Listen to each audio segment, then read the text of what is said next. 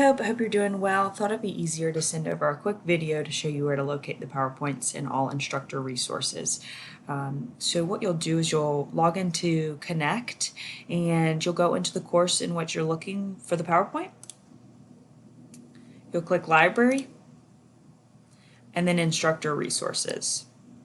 This will open up a new tab with Instructor's Manual, PowerPoint, Test Bank, Business Plans, Videos.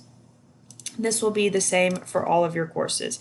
Everything lives in that Instructor Resources tab right here. So it pulls everything up. Do keep in mind we've added this new feature, so if you are in Connect and you're looking for something, you can easily type in a question or look for anything. A lot is already here.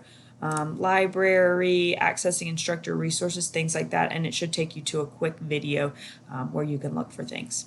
Let me know if you have any other questions. Thank you.